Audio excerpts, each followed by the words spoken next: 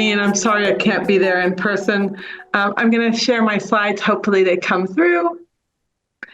Biological anthropology and archaeology are facing a censorship crisis that is being driven by professional associations, academic journals, museums, and universities. Biological anthropologists have used photos and radiography of skeletal remains and mummies to explore disease patterns of past peoples, teach new methods of age estimation and sex identification, and entice new students to the field. Archaeologists use photos of artifacts to allow comparisons with other artifacts to help reconstruct past cultures and explore topics such as peopling of the Americas, prehistoric trade patterns, and the emergence of new technologies. Yet, in the last few years, photos of human remains and artifacts have been censored. For instance, the guidelines for the Society for American Archaeology and all its journals state, out of respect for diverse cultural traditions, photos of full or explicit human remains are not accepted for publication in any SAA journal. They add that line drawings or other renderings of human remains may be an acceptable substitute for photographs. In other words, they also may not be acceptable. So the image on the left would definitely not be okay, and the image on the right may or may not be okay. In conference book rooms, covers that contain photos or realistic images of bones are being rejected for display. Just 10 years ago, my cover for Paleopathology in Perspective was so popular that the poster was taken from the book room for the Society of American Archaeology conference.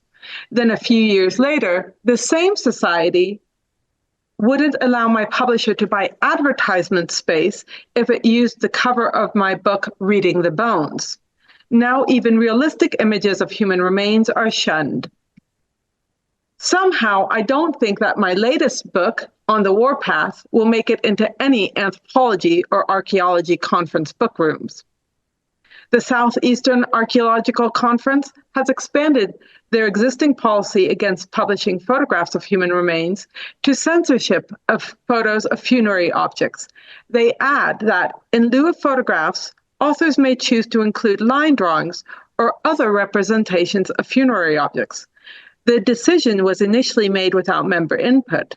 There was a backlash against the decision, but after a discussion and a vote, the censorship was put into place. Majority rule is no way to run a scientific organization.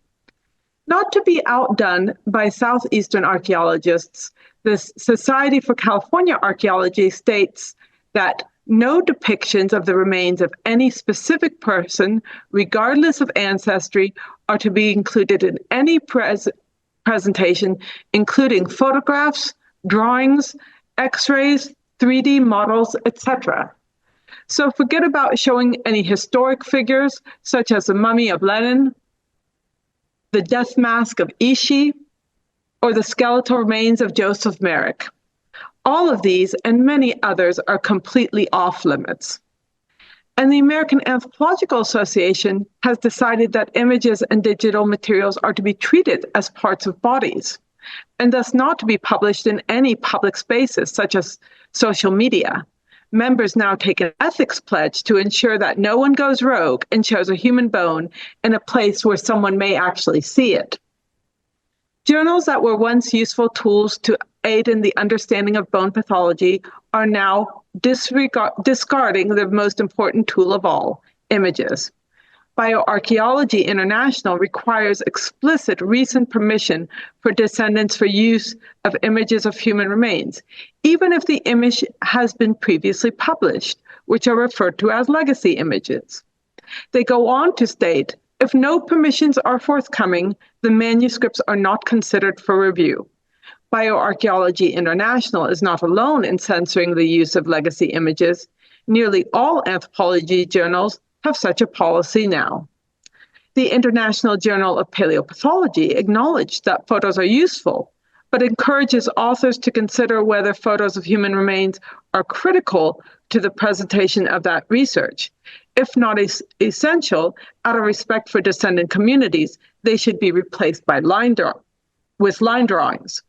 Can a line drawing really do justice to the intricate changes that occur on skeletons as a result of diseases like osteomyelitis or bone infections, osteoarthritis, cribra orbitalia, a sign of anemia, or even the very dental diseases seen sometimes in a single individual? Institutions are also towing the line to exclude images of human remains. In September 2023, the Penn Museum decided that their inventory would not include images of human remains. And Santa Barbara Museum of Natural History warns anyone who may find human remains, never take photos of human remains in our region. It is culturally inappropriate here. But isn't Santa Barbara a region of many cultures, some of whom would not find it inappropriate to take photos of human remains, such as some Central Mexican peoples who celebrate their ancestral past through the display of the dead? Some universities have put complete moratoria on the use of human remains images. For example, Cal State Bakersfield's president wrote, "The university is placing a moratorium on the research, teaching, display, imaging, and circulation of human remains and cultural items, including archival material, notes, movies, and data that are potentially subject to NAGPRA and CalNAGPRA." Universities are acting like these decisions are a result of national and state reburial laws, but these laws do not yet ban the use of images. But this isn't just a US problem. The National Museum of Scotland has put out a statement that all images of human remains, except those that are wrapped, have been removed from our online collection database.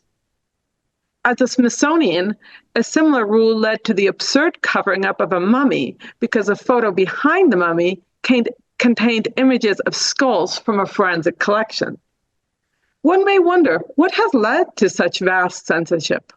Woke anthropologists have decided to accept the Native American victim narrative that images from human remains and funerary objects cause harm to Indigenous peoples.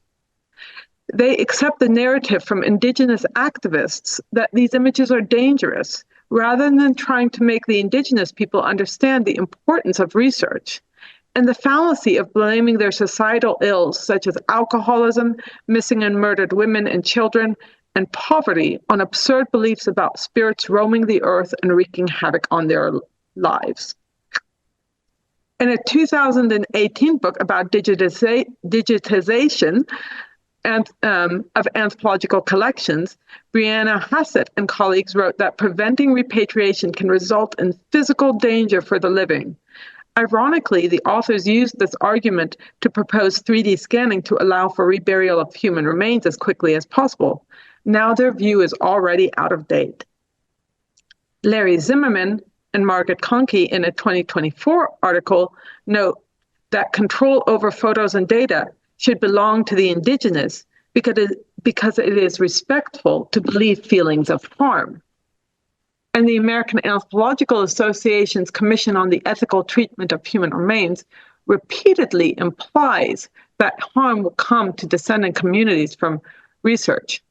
In Sapiens, Chip Colwell wrote that photographs of human remains are problematic because of specific cultural beliefs.